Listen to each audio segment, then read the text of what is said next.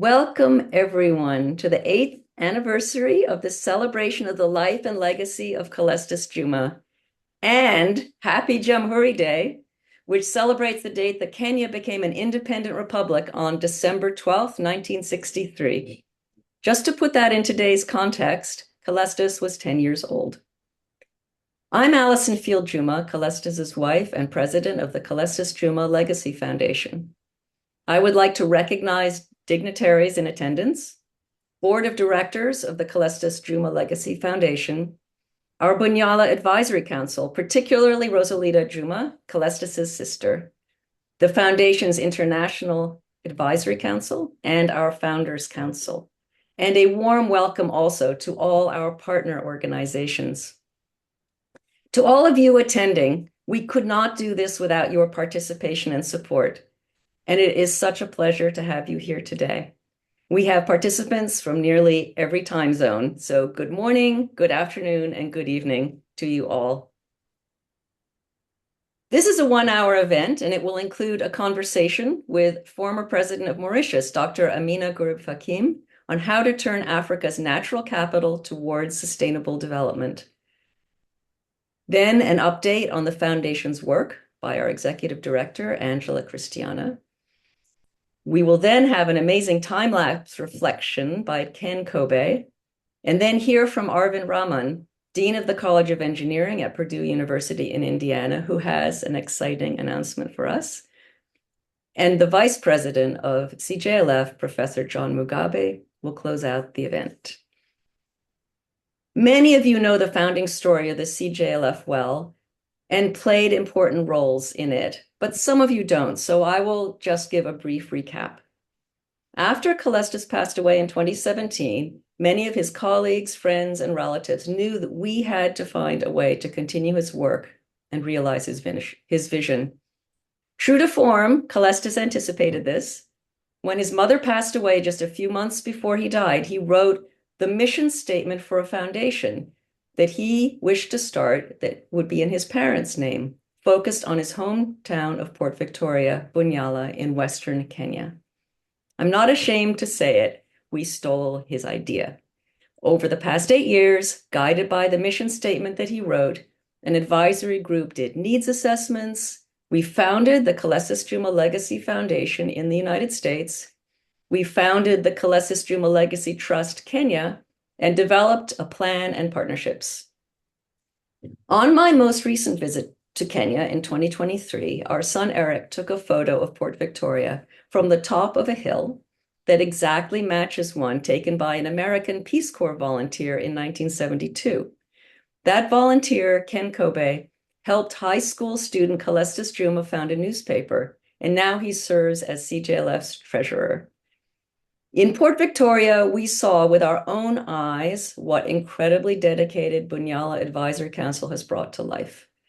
They proved to us, and I hope to you, beyond a doubt, that a community can and must guide its own development, and it proved the value of our many partnerships. It was so inspiring to see the young people with such hope and energy. It gave me hope once again in our increasingly difficult world. Of course, this success means more work for us ahead, but it's good work and it's necessary work because we cannot let these young people down. In that vein, I'm honored to welcome and introduce Dr. Ameenah Gurib-Fakim, who shares so many of Calestous' concerns about biodiversity and continues to contribute to a better world in so many levels. To allow as much time as possible for our conversation, I will give an extremely compressed bio. Dr. Gurib-Fakim has led a distinguished career in research, academia, public service, and in global governance. She served as the first female president of the Republic of Mauritius from 2015 to 2018. Before her presidency, she had held leading academic and research positions, including as managing director of the Center for Phytotherapy Research in Mauritius, which focused on clinical trials of indigenous plants. In the academic world, she has been a professor of organic chemistry and served as Dean of the Faculty of Science and Pro-Vice Chancellor of the University of Mauritius. As a founding member of the Pan-African Association of African Medicinal Plants, she co-authored the first ever African Herbal Pharmacopoeia, the official drug specifications and compounding instructions for indigenous plants. She has also authored multiple publications in the field of biodiversity conservation, botanical research, and sustainable development. Dr. Gurib-Fakim is a fellow of several scientific academies and has received international prizes, including the L'Oréal UNESCO Prize for Women in Science and the French Legion of Honor. She was twice listed as first among Forbes' top 100 women in Africa. Dr. Ameenah, a warm welcome. Thank you so much, Alison, for this very generous introduction. And it's given me great pleasure to be associated with another great mind that Africa has produced. And of course, this is Calestous Juma. We're so honored to be having this conversation on Africa's natural capital, bridging research and reality in the Juma tradition with you. So it deserves, honestly, this conversation deserves 2 hours at least, but we will stick to 15 minutes.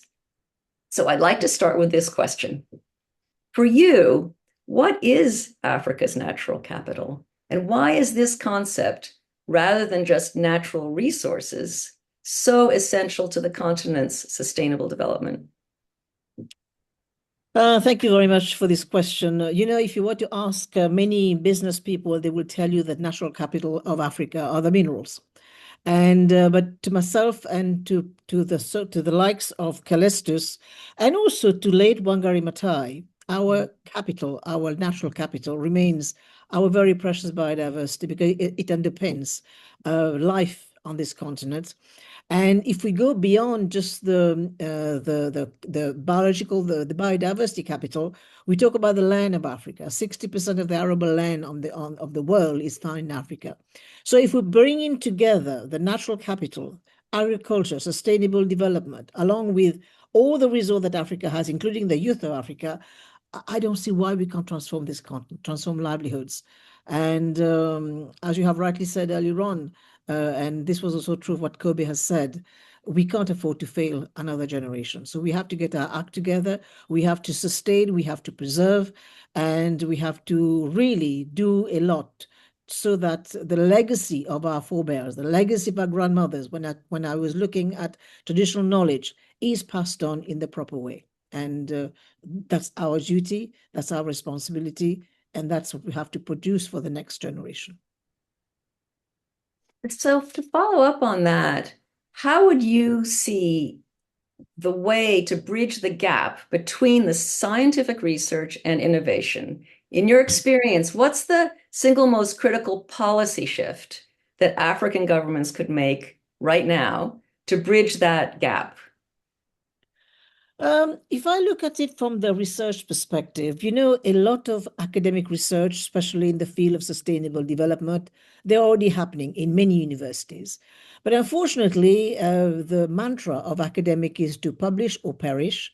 And a lot of these innovative ideas generated out of research, here I have to caveat, South Africa does a good job, but many other universities, they don't. And this data, this innovative practices, all this innovative development happening, they're out in the public domain. Still, if we actually empower these universities to create impact in the local communities, this data can be leveraged to make real changes in the community.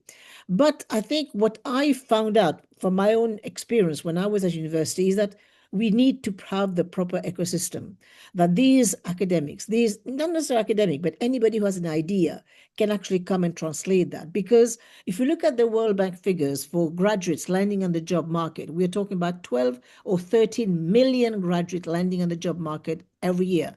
And there's no way that governments will be able to produce that many jobs now that we are living, of course, in the era of AI as well. So things are going to change very rapidly.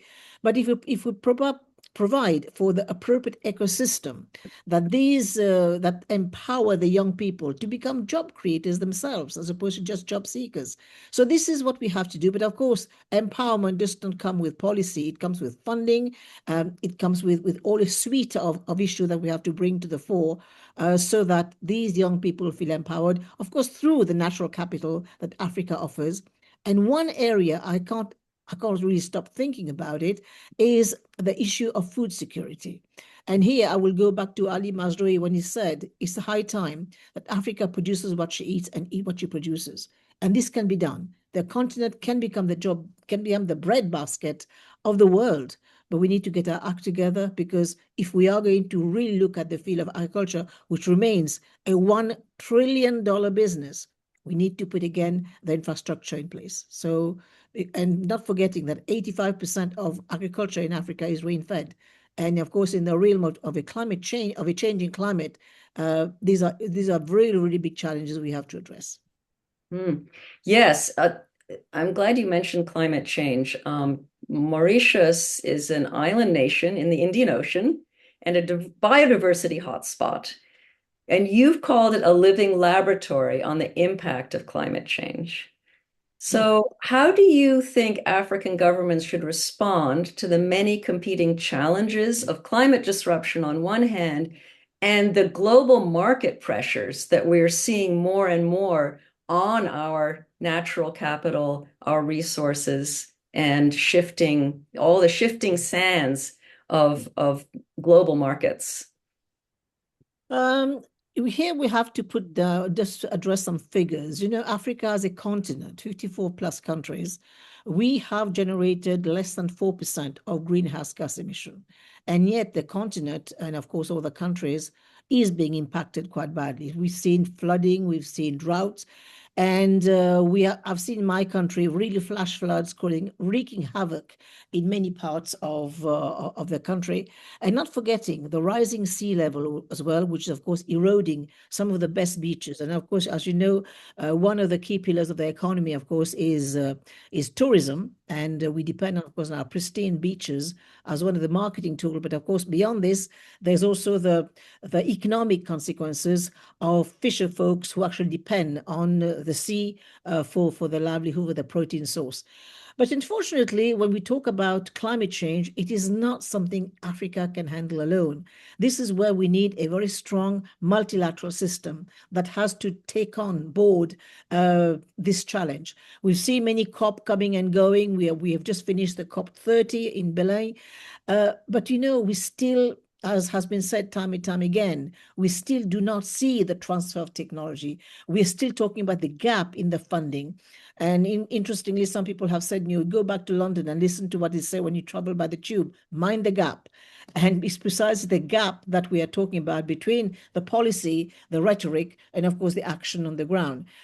So it's time to really look at and why it matters to focus on climate change and also the biodiversity in Africa. Because we are losing the biodiversity very fast. Africa has been one of the continent where the loss has been quite excessive. I think just under 1%, which is a lot. And the second point, and I think this of course goes back to what Calestous was trying to do as well, is how do we document this very precious information? Because transmission on the continent has been mostly oral, and it has been said again, I may sound like a broken record, is that every time an elderly passes on, we have lost a library. We have lost a library in the passing of Calestous, but he has produced books. We can still go back to his books. And one book that he has produced, of course, is the Gene Chaser, something like that. Yeah.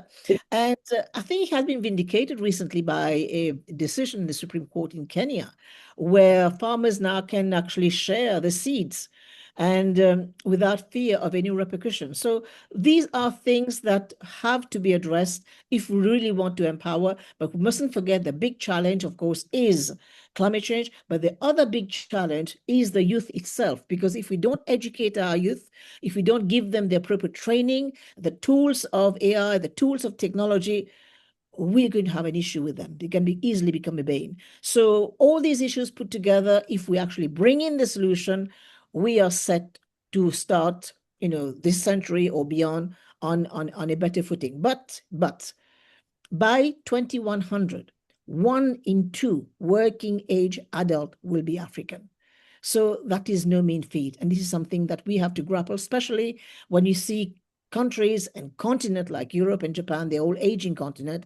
But here we have this vitality, these young people who are going to be providing solutions for the continent and beyond.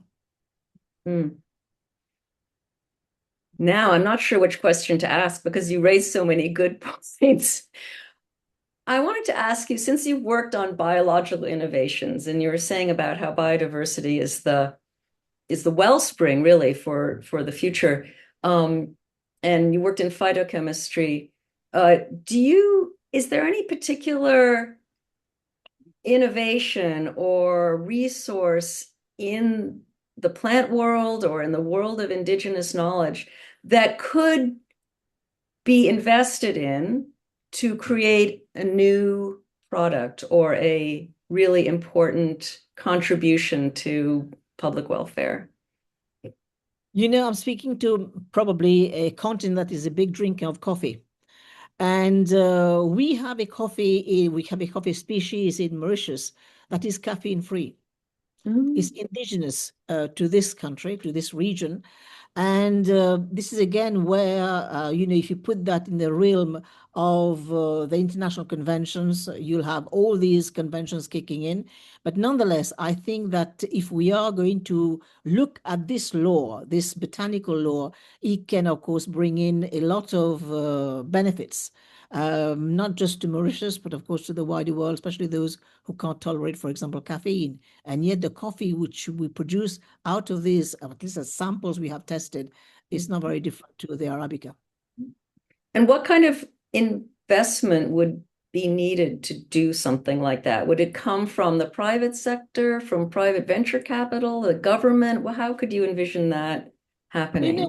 once it's an indigenous plant, all the conventions that have been signed, the CBD, all the issues which have been raised in the CBD, the Nagoya, all these will kick in. But nonetheless, I still think the good old triangular collaboration, the private-public partnership, will be key in order to get something out. We are going to be talking about benefit sharing. We're going to about preservation of the germplasm. All these, I think we have to look at. But there's something else that I would like just to put here. I'll just give you a small story. Is that there was a garlic species, an indigenous garlic species, which was growing in the island of Rodrigue, which is, of course, part of Mauritius in terms of jurisdiction. And this garlic was deemed to have become threatened and almost disappeared on the island of Rodrigue. And it was discovered at the time when UPOV was there, and they found it in Fiji, of all places. So it means that if we take our germplasm very seriously, we can repatriate a lot of the crops which may have been deemed to have been lost to the region where we are.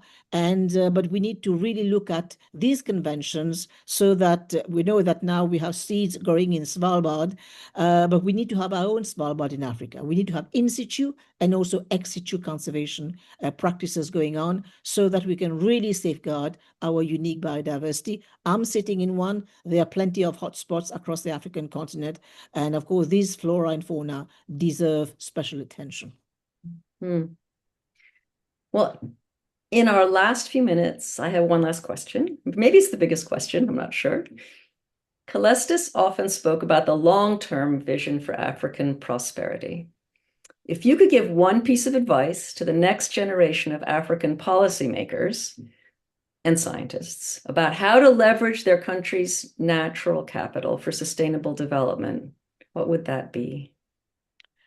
I would say invest, invest, invest.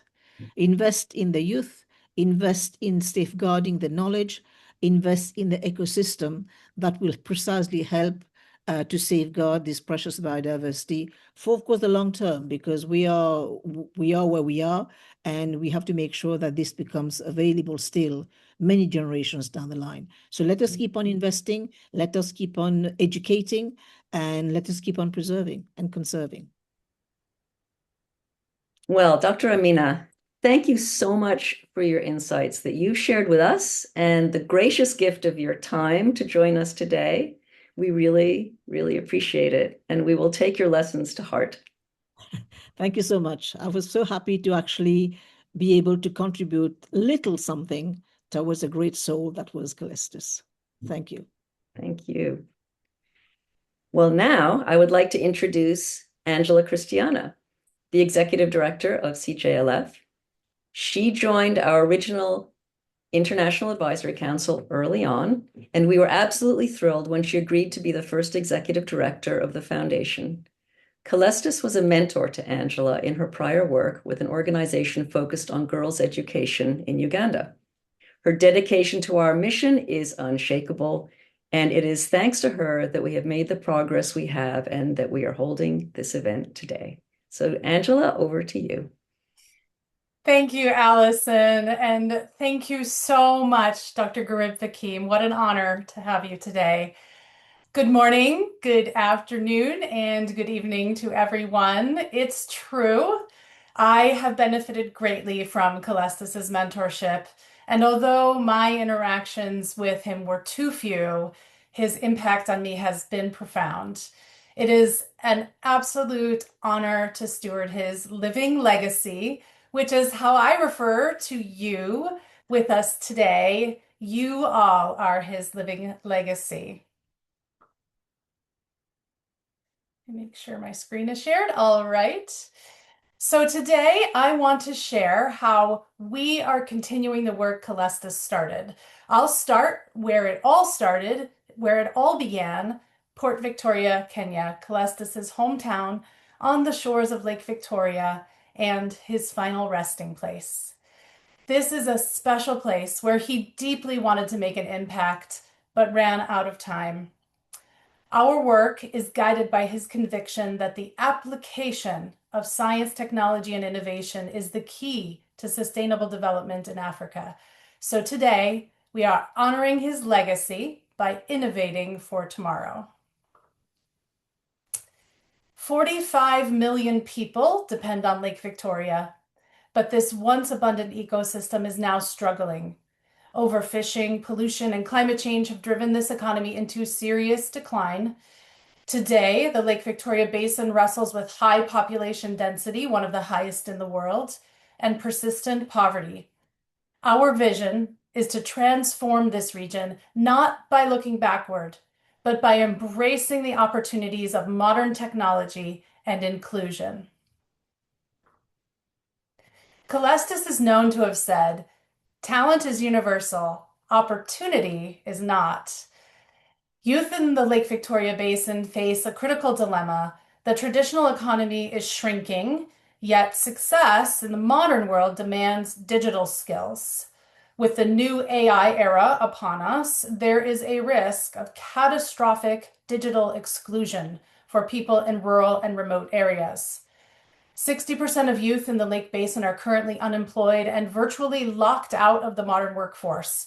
They aren't just being left behind, they are becoming invisible to the global economy. We believe proactive inclusion is the only way to break this cycle. So we chose to start our work right there on the shores of Lake Victoria.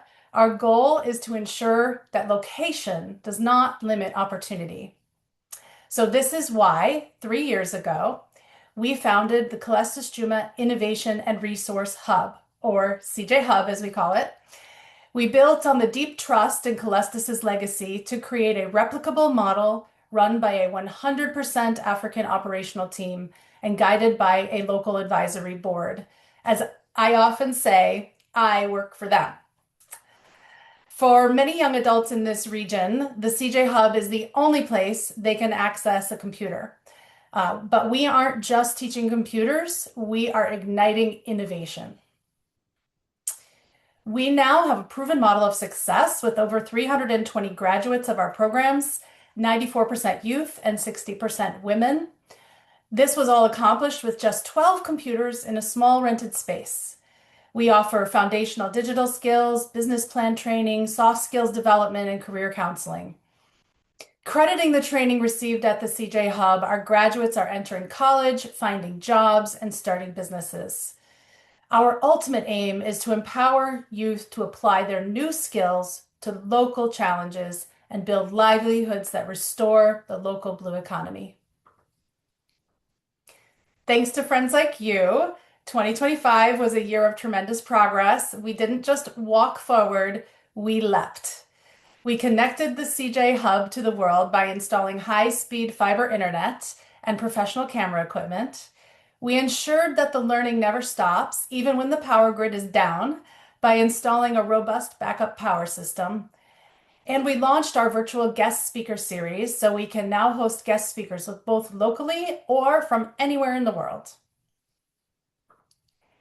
And we accelerated digital learning by launching Virtual Leap Lake Victoria, taking our students beyond the basics into advanced online skills, covering topics such as digital safety and media literacy, very important, core cloud platforms and productivity, collaboration and creative tools, digital opportunities and future pathways, and yes, this included generative AI. Now let's hear from a few of the students who took our virtual LEAP course.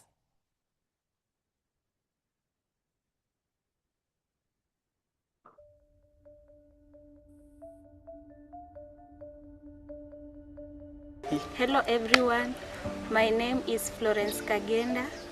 I am student at Calestous Juma, Innovation and Resource Hub. Before I joined the CJ Hub, I had recently completed my studies and spent most of my days at home trying to figure out the next step in my career path. I feel very happy and proud of my progress. Completing the basic computer skills course has boosted my confidence. My new dream is to work in a company where I can use my digital skills.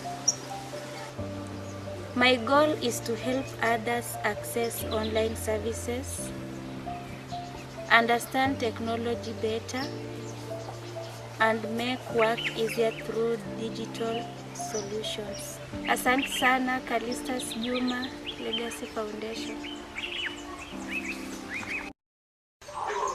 My name is Christine Ohot. Before joining the CJ Hub, I thought my future job would continue to be something simple and routine like the work I was doing at the supermarket.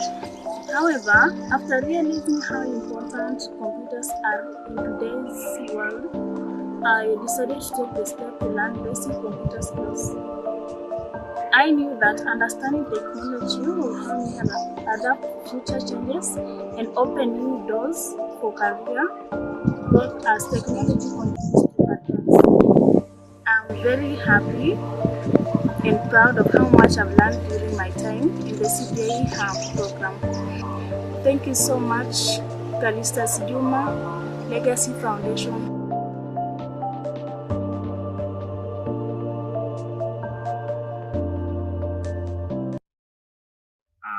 Ameenah Gurib-Fakim, a student from Calestous Juma, Innovation and Resource Hub.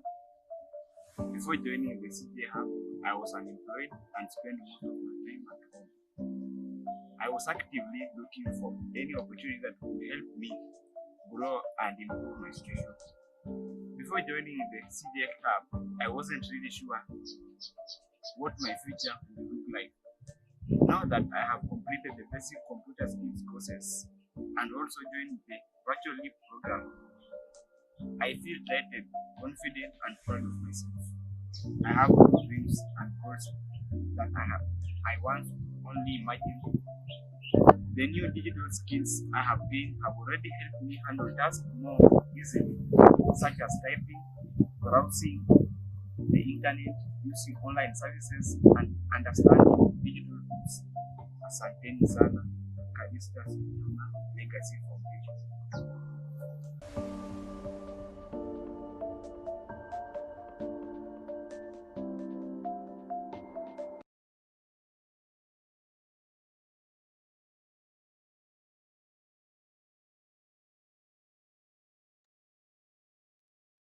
Okay, now let's meet the staff.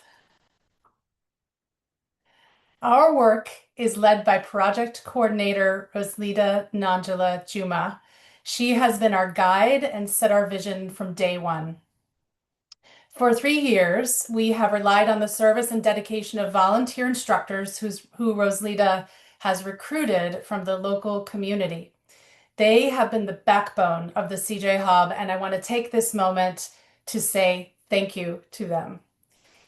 And I'm thrilled to share that in October, we brought on Churchill Award as our first official full-time ICT instructor.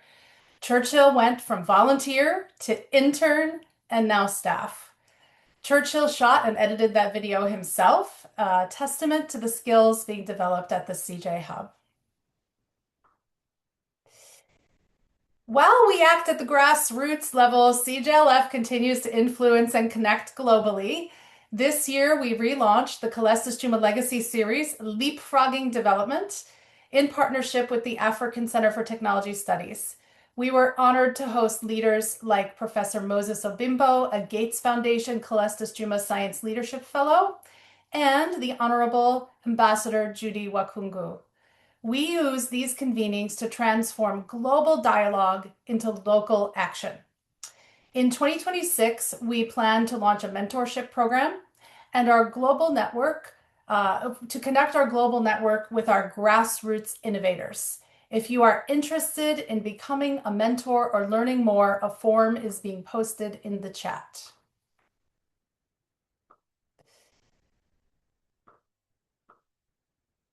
As we take in this photo of Calestous gazing out over Lake Victoria, we can probably bet that he was thinking of the future of his community. And we are too. We have a bold vision for growth. In the current AI boom, digital exclusion is a very real threat. If marginalized communities are excluded from the foundational data that fuels AI, technological advancements will simply leave them behind. We want to empower CJ Hub youth to be the architects of their digital futures by leveraging their deep local knowledge. Our vision is to create a human-centered AI learning platform built for and by last-mile communities.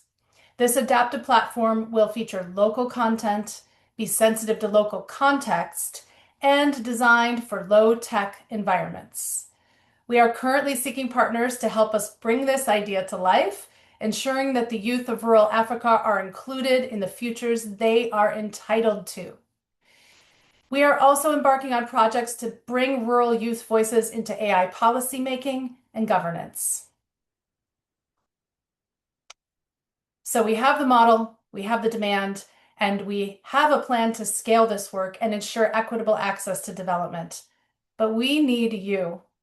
Whether you join us as a guest speaker, support our upcoming mentorship program, or partner with us to expand our courses, you are helping to rebuild the thriving ecosystem that Calestous loved. This is what a living legacy looks like. Thank you for remembering Calestous, and thank you for building a future with us. It is now my pleasure to hand over to our board member, Kenneth Kobe. Let me bring him on here. And Ken's going to share with us his journey for his first days in Port Victoria to now. Over to you. Angela, thank you very much. And happy Jamhuri Day to all of our Kenyan friends. Calestous and I first met in 1969. You can do the math yourself and figure out how long ago that was. Calestous is the young man in the upper right-hand corner of the picture with his hand on his chin. These are the members of Port Victoria Secondary School's first yearbook staff, and Calestous was one of them. He was a 16-year-old Form 2 student.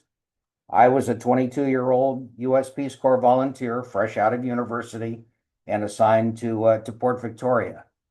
Angela, if you could advance the slide, please get that one off there. Thank you.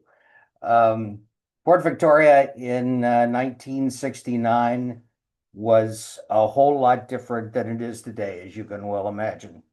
Situated at the westernmost point of Kenya, it was a small fishing village and very isolated in most respects. No electricity, no telephone, no tarmac for sure.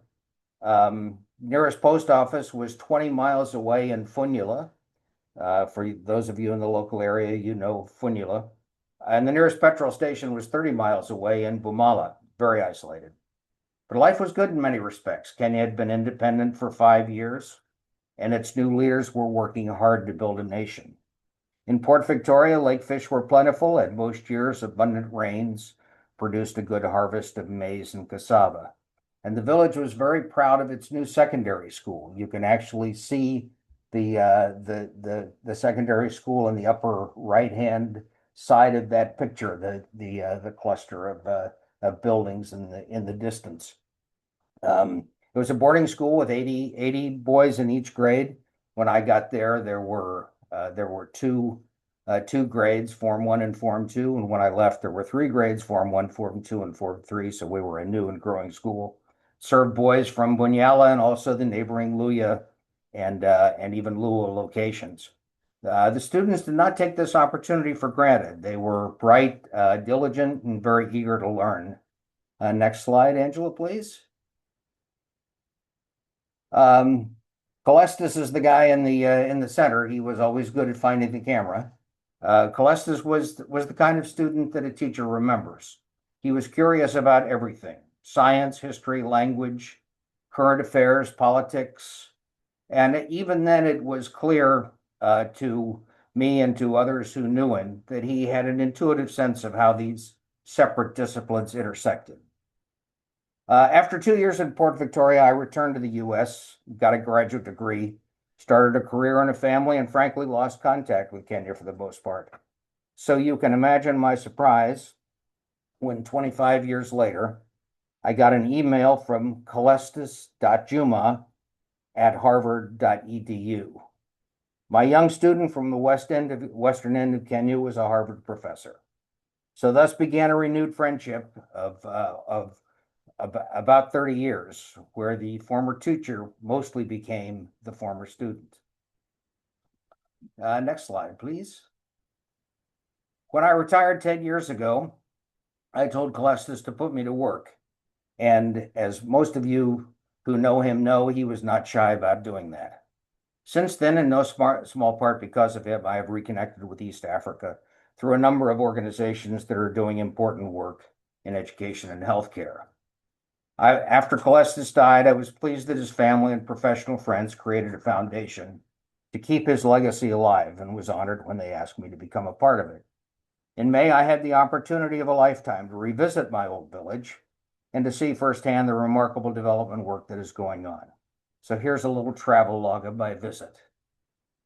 First stop, of course, was my old school, now named John Osogo Secondary School, in honor of the distinguished Buluya historian from Port Victoria. I also visited St. Anne's Girls Secondary School. The next slide, Angela. There was no girls' secondary school in Port Victoria when I was there, so delighted to see that there was a girls' secondary school in the area. Both schools are struggling, of course, with the financial limitations of the Kenya education system, but both are working hard to implement the government's new competency-based curriculum, which begins next year and which has a heavy STEM component. Calestous would have been very glad to see that, and we explored ways in which the CJ Hub and the school can collaborate together to these schools and CJ Hub can collaborate together to find ways of working together.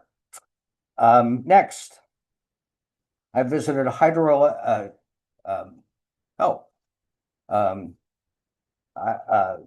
little bit out of order, but let me go there. Also, I had a chance to visit with my friends at the local health clinic sponsored by AMPATH.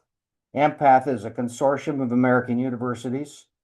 Purdue University is one of them. We're going to meet a representative of Purdue University in a few minutes, who work with Moi Teaching and Referral Hospital in Eldoret to provide primary care and HIV drugs in Western Kenya, including Port Victoria.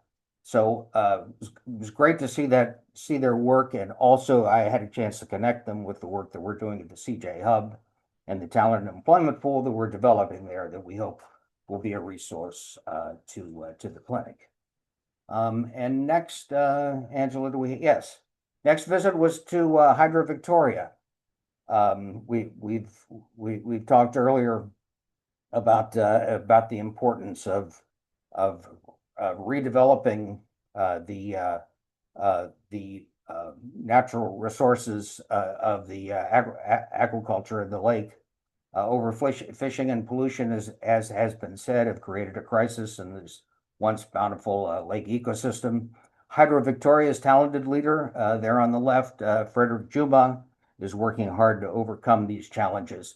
CJLF has been working with him. We recently sponsored a grant proposal to develop an international collaboration to address these issues in Kenya, Uganda, and Tanzania, the countries that border the lake. And while our initial application was not successful, we're going to continue to look for ways to support this important effort to boost the lake economy and create local jobs. Next, the remarkable CJ Hub. Oh, this is a picture of the fish cages, which are an important development of Hydro Victoria. And next, Angela. Next, the remarkable CJ Hub. You've heard a lot about it already. This is my friend and host while I was in Port Victoria, the amazing Nanjala Juma, Calestous' sister. Nanjala is and her team are successfully providing post-secondary technology training to local students to enhance their skills. The training is practical and it is workplace focused, and at the post-secondary level, that's certainly what we want it to be. Thanks to the support, we've already talked about this, that we've received from many of you. We've upgraded our internet connection, our uninterrupted power supply, hired our first full-time paid teacher, and interacting with these bright young people who just need the skills to succeed in the modern workplace was encouraging and inspiring. And finally, a reunion. Thanks to Nanjala, I was able to reunite and reminisce with 3 of my former students, all classmates of Calestous. In addition to the obvious emotion of reconnecting after a half century, it was gratifying to see what they and their classmates had achieved in their lives. And it was a reminder that this secondary school that was started 50 years ago was not just about Calestous. It produced a generation of leaders in education, government, and business whose achievements provide the foundation that we build on today. As the world becomes more global and competitive, the challenges are greater than ever before. And if we continue to support it, Calestous' vision of growth and development through technology will bring meaningful change that we all seek. So thanks to everyone who made this remarkable journey possible, and especially my incomparable host and friend, Nanjala. Thank you so much. And now, Angela, are we moving on to Dean Rahman? Yes, go ahead. Go right ahead. Arvind, I hope and trust you are here. I am, Ken.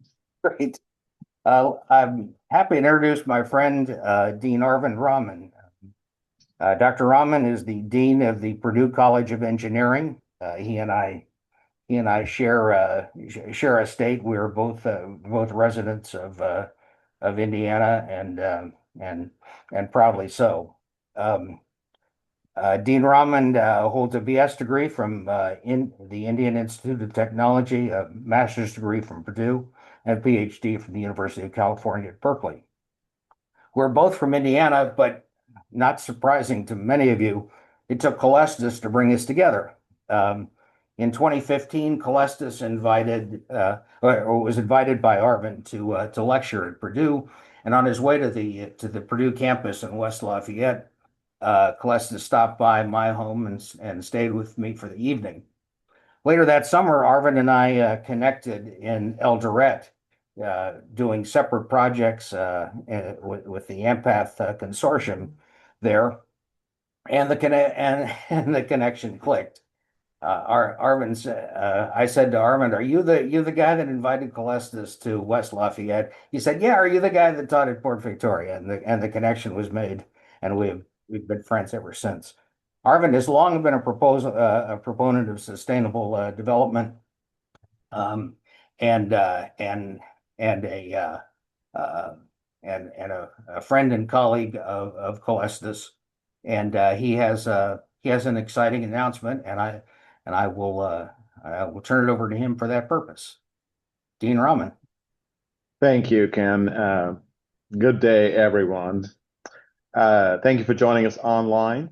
It's a true honor to celebrate the life and legacy of a great man, Calestous Juma. Calestous' connection to Purdue may not seem obvious, but back in 2014, we were launching a new Tech for Development initiative here at Purdue.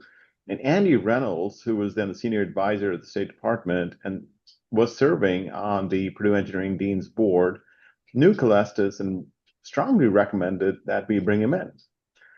So we invited Calestous to our 2015, 10 years ago, for the Innovation for International Development Lab Expo. I remember he brought Eric with him.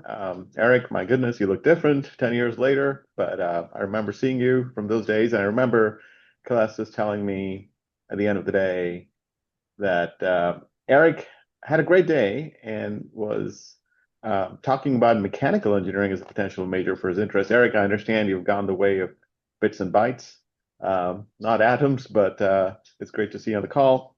But Calestous made a really riveting speech. We still have a recording of it. To this day, that speech still resonates in my mind. He changed my thinking about what leapfrogging technologies are and the impact that they can have on the developing world. And then he told me about the connection with Ken Kobe, and then you've heard that whole connection described by Ken. Now, Calestous and I stayed in touch frequently between 2015 and 2017. I will admit, I still have his contact on my cell phone. In 2017, he invited me to a NAPAD subcommittee meeting at Harvard and introduced me to many people. Allison, I think I met you there the first time. I see Kate Bauer in the call. She was there at the time as well. And he introduced me to many people asking that Purdue Engineering needs to engage Africa in critical emerging technologies. He repeated that multiple times. Without a doubt, he changed my thinking about how the right kinds of technologies, coupled with the entrepreneurial and business talent of youth, could transform Africa's future. Those interactions with Calestous have had a tremendous impact here at Purdue and Purdue Engineering. They were fundamental to our creation of what became an endowed program at Purdue, the Shaw Family Global Innovation Lab, which is now morphing yet again to focus on AI for social impact globally. Those interactions helped shape our many cohorts of the Mandela Washington Fellows Program, where we focused on bringing in talents from sub-Saharan Africa at the intersection of technology and entrepreneurship. Those interactions are helping me think now about how to spread the benefits of technology wider here in the United States and Indiana. And those interactions are now helping shape the launch of the Calestous Juma Visiting Fellowship Program that I'm proud to share with you all. This is a program that is intended to build bridges between faculty and students in sub-Saharan Africa and here at Purdue Engineering in precisely the kind of areas that Calestous would deem as leapfrogging areas. And thus we'll build collaborations between faculty and students with many universities in sub-Saharan Africa.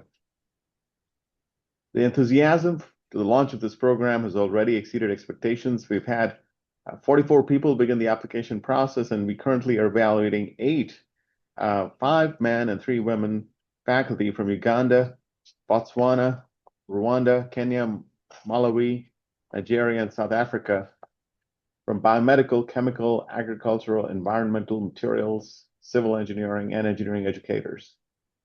We're really excited about the launch of this program. We're going to select two that will begin their fellowship by visiting us, hopefully even with their students here in the summer of 2026. I want to thank all of you and the partnership with CJLF for entrusting us with Calestous' legacy. We look forward to a meaningful partnership. Now I'd like to turn it back to you, Ken. Thank you. Marvin, thank you. We're so excited about this partnership and look forward to working with you for many years to come.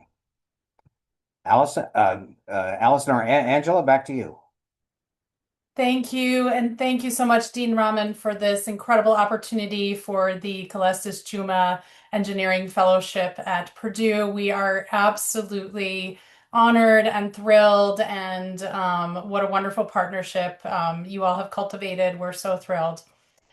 At this time, we're just going to pass to one more person, and that is Calestous' first intern, John Mugabe. He's going to close us out. Welcome, John. Thank you, Angela, and good afternoon, good morning. We don't have much time, so I'm not going to say much. I had the privilege and the blessings of working with the Calestous for at least 25 years. And what I can describe Calestous to be, Calestous was very, very generous. Calestous gave time. Calestous gave ideas. By the way, Alson, if we had not stolen Calestous' idea, the mission, he would be very, very upset. Calestous gave us ideas. Calestous gave us connections. I always say that my network, which is not as big as Calestous was or is actually half of it is Calestous connections that he built around and shared with us contacts. The mentorship program that the foundation is going to be launching is actually what Calestous liked. He established ACTS as a mentorship institution. The first actually phase of ACTS was just young people, interns there that he worked with and gave them time, gave us time to ensure that we water, we fertilize Calestous ideas. We need to give, not to give to him, but to give back. And our appeal as a board of the foundation is to our friends, our partners, to help us to support the projects that Angela outlined earlier on. Giving was actually what Calestous liked. Gave ideas again, gave contacts. Started some of the projects we have at the hub. I think the first batch of computers that went to Port Victoria many years ago were donated by Calestous. So my appeal to all of us is to support the foundation, support the activities at the hub. Thank you very much. Angela, that's all that I can say. And thanks to everybody who is here.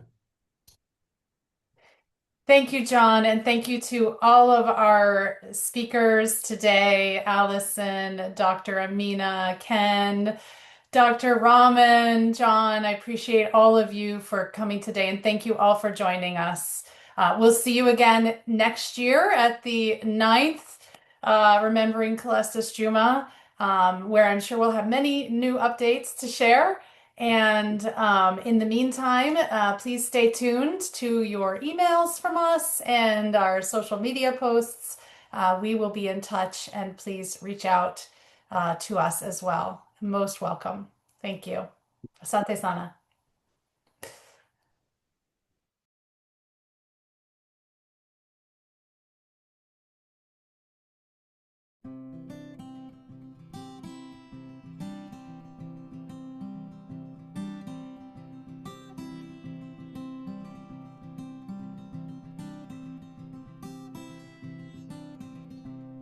We crossed Zimbabwe's border,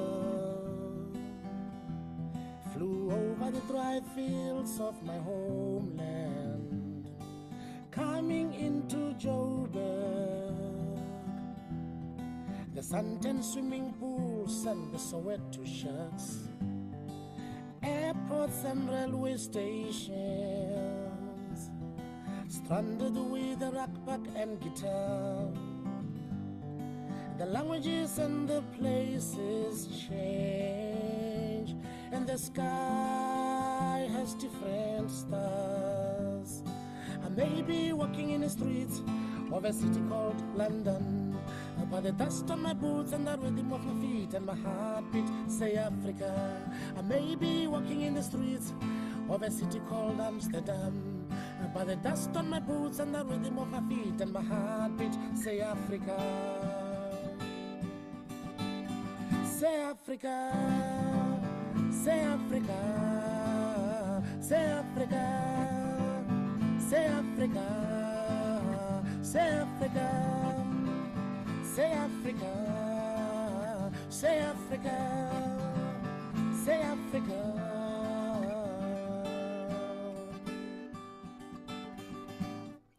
Sticks and stones and the UN loan and the passport controls for countries that don't exist. It's a big world, they have their own problems, everyone, and there's gold in that clenched fist. People ask me where I'm from, I say Mamelodi Township, in a city called Tswane, meaning we are the same. I have a friend who's a great musician and is from Ebai, near King Williamstown, you know where Steve Biko was born. You might have read or seen a film about Africa. You know it's a big continent with the great gift of Ubuntu. I may be walking in the streets of a city called London, but the dust on my boots and the rhythm of my feet and my heartbeat say Africa. I may be walking in the streets of a city called Amsterdam, but the dust on my boots and the rhythm of my feet and my heartbeat say Africa. Say Africa, say Africa, say Africa, say Africa, say Africa, say Africa, say Africa, say Africa.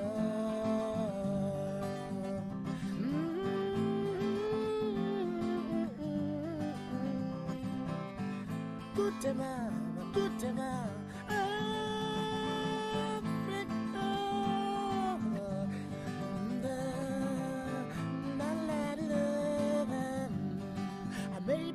In the streets of a city called Amsterdam, but the dust on my boots and the rhythm of my feet and my heartbeat say Africa.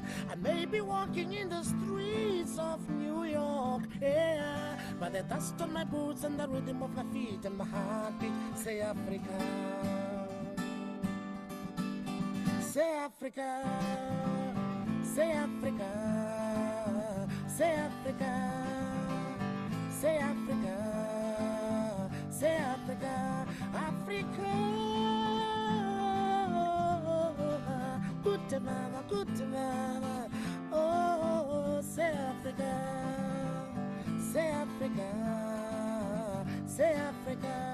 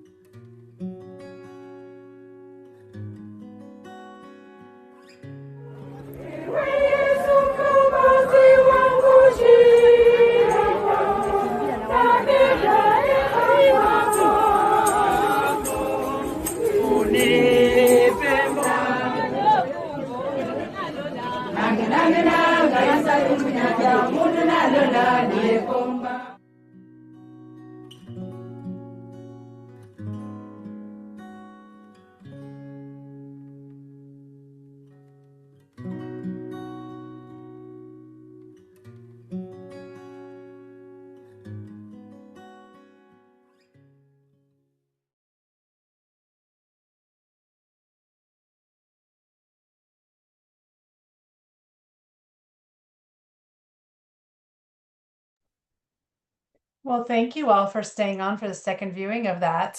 But I really will close the meeting now and say thank you again. All right. Have a great afternoon, evening. Take care.